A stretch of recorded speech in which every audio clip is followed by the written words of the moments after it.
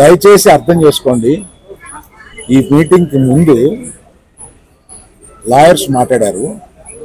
మీరు question and answers అడిగినప్పుడు వారు అడిగే ప్రశ్నలకి మీరు చెప్పే సమాధానంలో ఏదైనా లీగల్ ప్రాబ్లం రావడానికి అన్ని అవకాశాలు ఉన్నాయి. దయచేసి మీరు మాట్లాడాలనుకుంది ఏంటో వారు చెప్పారు, ఆ మాట్లాడాలనుకుంది మాత్రమే మాట్లాడండి అని అన్నారు. ఇది మీ క్వశ్చన్స్ జాడ్జ్ చేయడానికి కాదు, దయచేసి అర్థం చేసుకోండి. It is an insistence from the lawyers not to answer the questions, not to take the questions.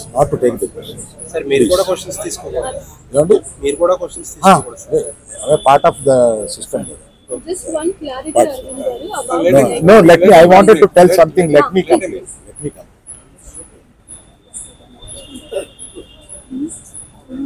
Okay. All ఇండియాలో ఈ కలెక్షన్స్ బ్రేక్ చేసిన సినిమాలో తన కష్టం, ఆ సినిమాకి అంత కలెక్షన్స్ రావడం, ఇవన్నీ చేసిన ఒక సినిమాకి అతను వెళ్ళి మొదటి షోలో తను కూర్చొని జనం దీన్ని ఎంత అప్రిషియేట్ చేస్తున్నారు, తనని ఎలా రిసీవ్ చేసుకున్నారు అని చూసుకునే అదృష్టం లేకపోయింది. Because of unfortunate incident he had to come back. ఆ తర్వాత ఒక తండ్రిగా నాకు ఇంత సాధించి ఇంత పెద్ద సినిమా తీసిన అతను లాస్ట్ 2 వీక్స్గా ఈ గార్డెన్లో మూల కూర్చుని ఉంటున్నాడు.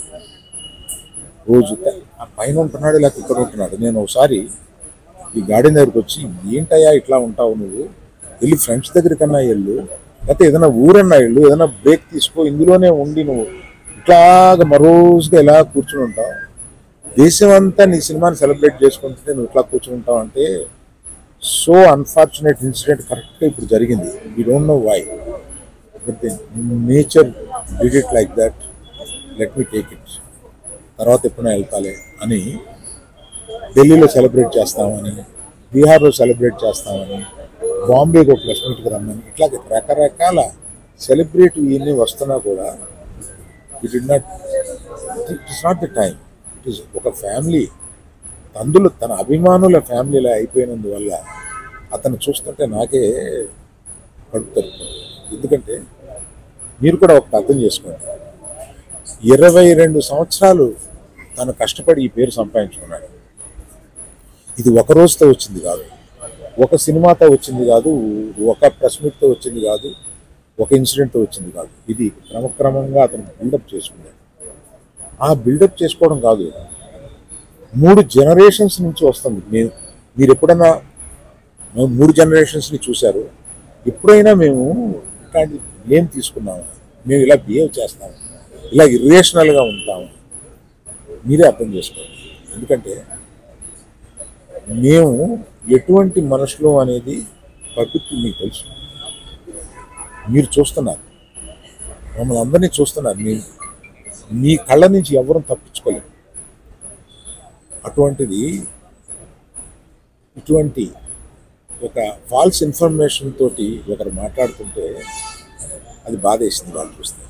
కనుక ఈ క్లారిఫికేషన్ ఇవ్వాలని అతను అన్నప్పుడు తప్పనిసరిగా ఈ క్లారిఫికేషన్లో లీగల్ అబ్జెక్షన్స్ ఏమైనా ఉన్నాయని కనుక్కొని లేవని తెలిసిన తర్వాత ఈ క్లారిఫికేషన్ ఇచ్చారు. దయచేసి ప్రెస్ వారు, ప్రజలు మీరంతా ఆదరిస్తే, మీ అభిమానంతో పైకి వచ్చిన కుటుంబం, ఆ అభిమానాన్ని అర్థం చేసుకుని ఇలాగే కంటిన్యూ చేయమని